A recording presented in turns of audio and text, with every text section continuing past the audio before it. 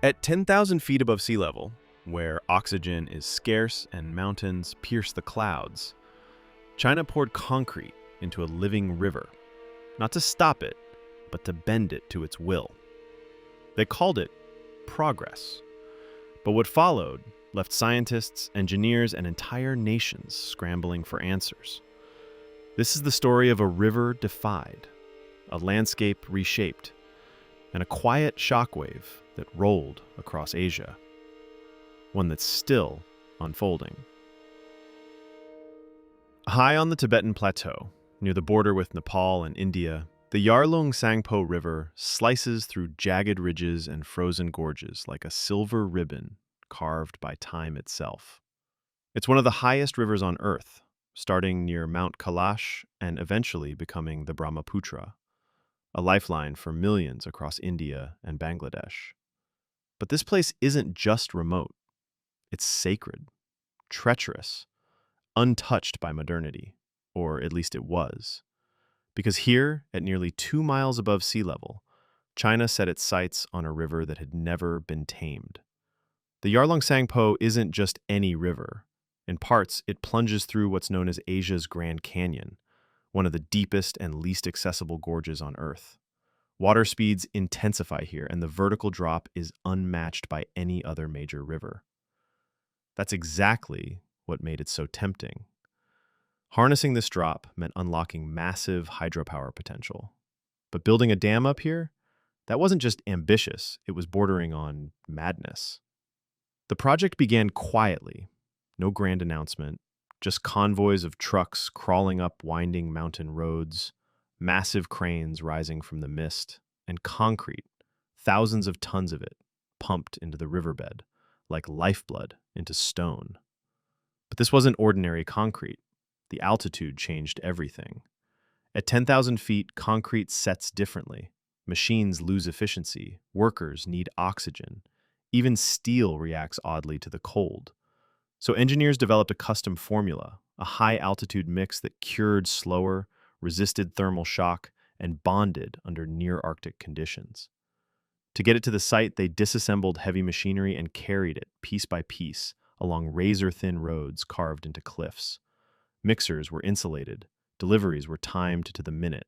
Every mistake could cost lives. Still, they built. Reinforced diversion walls temporarily redirected the river's flow. Vertical dam modules, like massive underwater staircases, channeled water pressure downward, reducing erosion. Shock-absorbing containment walls were driven deep into rock with titanium anchors. Every single element was tailored for altitude, water force, and instability. And it worked. At first.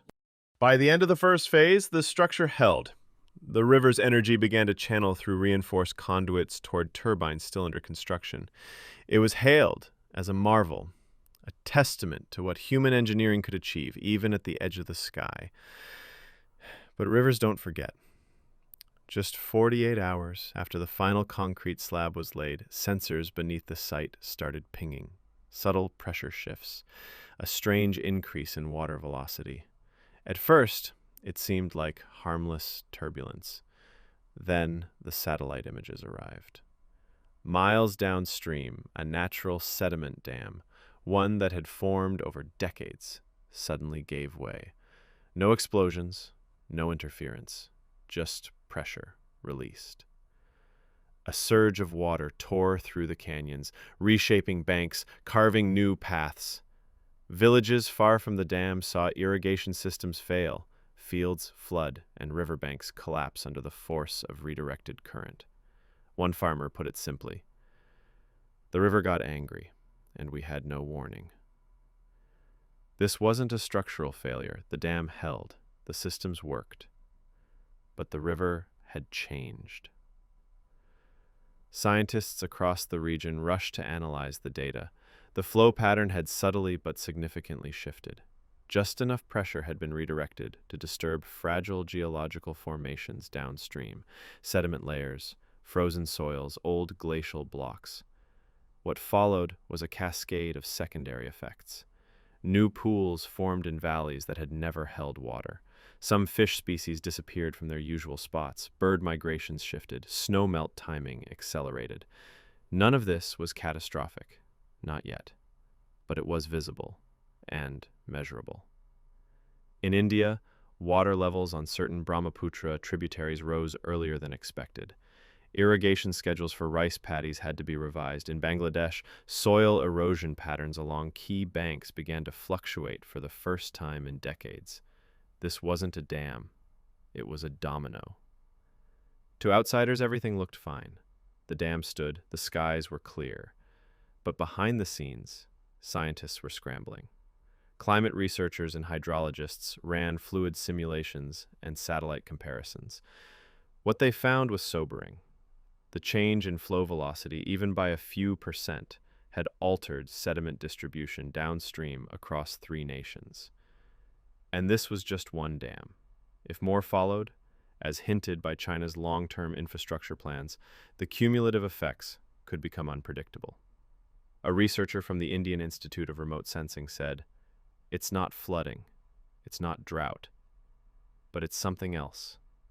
And that's what makes it dangerous. Because when rivers shift their rhythm, ecosystems lose their compass." Now, this wasn't just an engineering question. It was a geopolitical one. The Yarlung Sangpo is a shared artery. Its waters don't stop at China's border. They feed the fields of Assam, the plains of Bangladesh, and everything in between.